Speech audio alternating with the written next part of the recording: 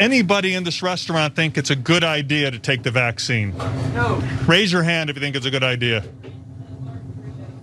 Anyone here, is it a good idea to take the vaccine? Raise your hand if you think it's a good idea. Not one person here thinks it's a good idea? Complete quiet.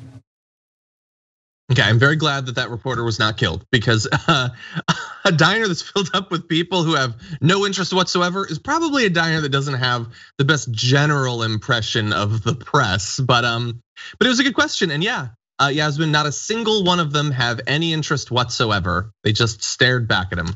And you can watch the extended questions. Why aren't you interested? They went and talked to a bunch of people, and the reasons were, I'm suspicious. That's it. And when he would point out, all the different studies and all of that, they would just say, that's my choice. Like they don't have, nor do they require anything grounded. In fact, more so than, they gave me reason to be nervous. I don't know, something Bill Gates, I don't know. Yeah, and unfortunately, that's something that we see a lot of in politics, especially in political commentary, right? Is fear of the unknown and fearing those things that you are unaware of, things that you don't even know you're supposed to be aware of, because it's like what you were saying earlier, it's uncomfortable to address those things. It's a lot of work. If I was gonna sit down and research how vaccines actually work and what the side effects, that would be like a day's worth of research at least, just for me to like wrap my head around it, So it is a lot of work. It is, and it's scary sometimes because everyone is afraid of what they don't know. Everyone's afraid of what could be out there.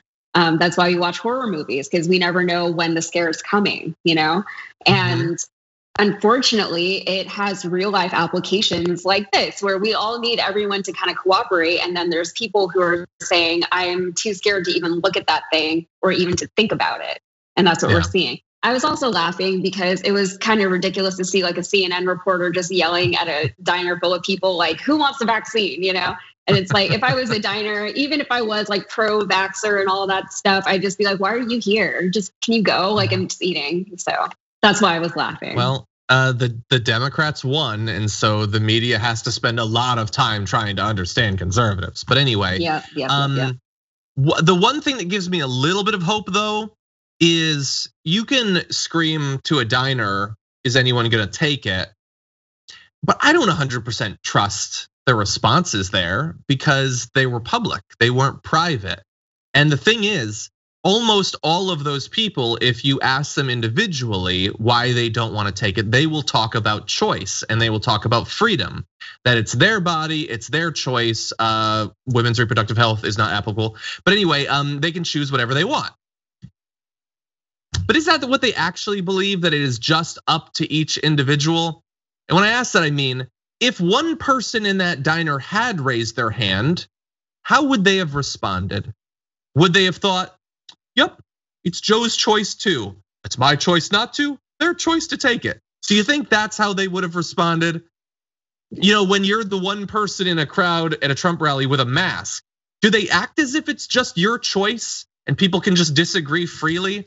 Is that how they act? No, there is a huge amount of social pressure to expose yourself in the same way that they have. And if you said that you weren't gonna have the virus or the vaccine, they would definitely call you a sheep, attack you, yell at you. Like, look at all the videos of anti-maskers getting in people's faces and telling them to take their masks off. Those people are not as committed to the concept of choice as they might want you to believe when their emotions aren't all riled up. Yeah, anyway, and not just telling them, but ripping masks off of people's faces. Like people get violent, people get scary. Like, I don't think that if I was in that crowd, I would necessarily be like, yeah, me, I like vaccines, because at that point it's just like a public safety issue, People are scary. Yeah. So anyway, all that to say that maybe there will be a person or two in that diner that wouldn't admit that they got it, but maybe doesn't want to kill their relatives, and that's what I hope at this point. But anyway, we'll see if Trump comes out with more robust statements, as that CNN reporter did. I do think it would be helpful in convincing some people, probably not as many as we would hope, but anything that gets us a step closer to herd immunity, and protects those who can't be vaccinated is a good thing.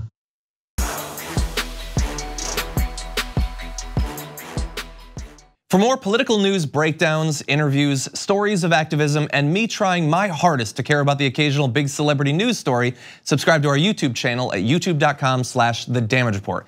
And you can ring the bell wherever it is so you don't miss anything.